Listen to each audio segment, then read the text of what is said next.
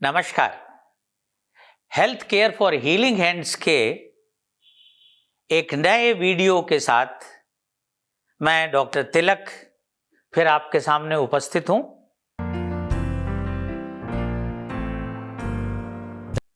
इस बार हम बात करेंगे बच्चों द्वारा रात में बिस्तर गीला करने के बारे में।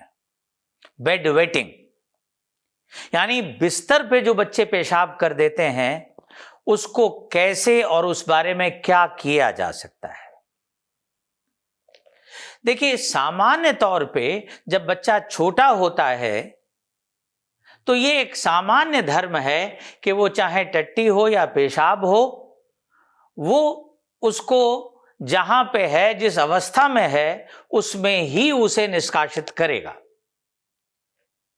लेकिन जैसे जैसे हम बड़े होते जाते हैं, अपनी इंद्रियों पर और अपने व्यवहार पे हमारा नियंत्रण बढ़ता जाता है और 5 वर्ष का होते होते लगभग 90% बच्चे अपने पेशाब पे नियंत्रण करना सीख जाते हैं।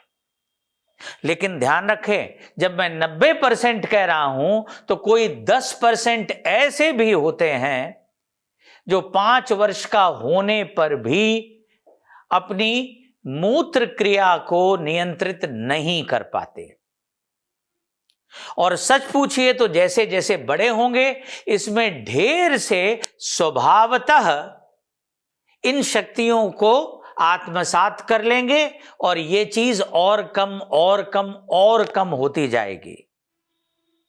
और अगर हम आंकड़ों की भाषा में देखें तो 18 साल के होते होते भी लगभग 2% बच्चे ऐसे रह जाते हैं जो तब भी बेड वेटिंग कर सकते हैं।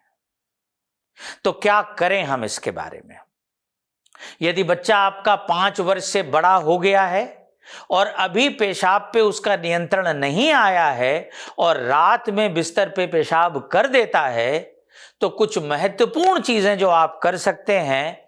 नंबर 1 कि आप रात को सोने से पहले उसे निश्चित रूप से पेशाब करके सोने जाने के लिए कहें। नंबर 2, जब उसे सोए हुए लगभग 2 घंटे हो जाएं तो उसे उठा दें, जगा दें और स्वयं पेशाब करके दोबारा आने के लिए कहें, क्योंकि सोने के प्रारंभिक 2 घंटों में सबसे ज्यादा पेशाब निर्मित होता है।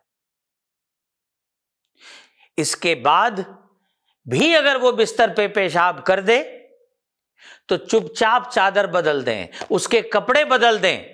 जहां तक हो सके उसे खबर भी नहीं होने दें कि उसने पेशाब कर दिया था, और उसको ये बता के आज तुमने पेशाब नहीं किया है, उसकी पीठ थपथपाएं, उसका हौसला बढ़ाएं।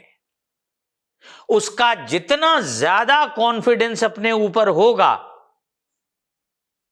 उतना ही ज्यादा इस क्रिया को नियंत्रित करना आपके लिए आसान होगा। और जितना ज्यादा वो हीनता के बोध से घिरा रहेगा, ये काम ठीक कर पाना आपके लिए उतना ही मुश्किल हो जाएगा। इसलिए ध्यान रखें, इस चीज की चर्चा किसी से नहीं करें, बाहरी व्यक्ति से तो भूल के नहीं।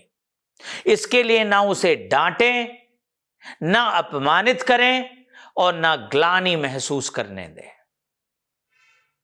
जहां तक जिस तरीके से भी आप कर पाएं, उसका आत्मविश्वास बढ़ाएं।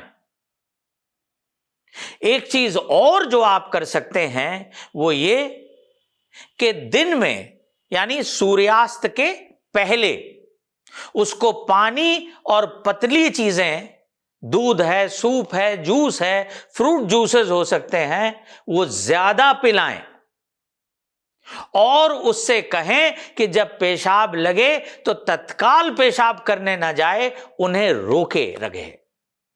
और अगर पेशाब को वो लगने पे भी कुछ समय रोके रहेगा तो पेशाब रोकने वाली जो मांसपेशियां हैं वो धीरे धीरे धीरे धीरे मजबूत होंगी। और सूर्यास्त के बाद में सायंकाल से फिर उसे पानी और पतली चीजें जितनी कम दे सकते हैं उतनी कम दें, क्योंकि सूर्यास्त के बाद दिए गए पतली चीजों का निस्तारण मूत्र के रूप में फिर रात में होगा, जो हम नहीं चाहते।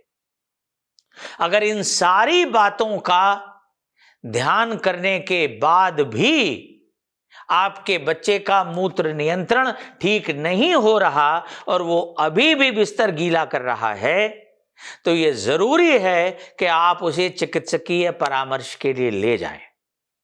जिन बच्चों में कब्जियत रहती है, टट्टी बहुत मुश्किल से होती है या कई कई दिन बाद होती है, या जिनको मूत्र नली का संक्रमण है, या जिनमें थायराइड हार्मोन की कमी है, उनमें भी इस किस्म की शिकायत मिल सकती है। तो हो सकता है आपको उसके टट्टी की और पेशाब की जांच कराना हो, और यदि कोई खराबी निकलती है तो उसका उपचार भी करना पड़े।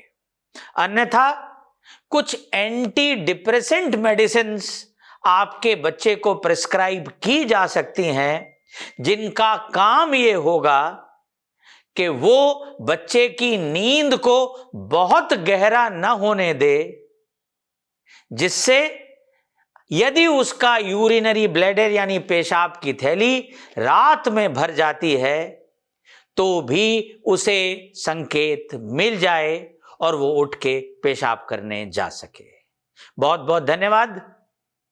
इस अंक के साथ यहीं विदा लेते हैं। हमारे इस अंक को यदि पसंद आया हो तो लाइक और सब्सक्राइब करना न भूलें। धन्यवाद।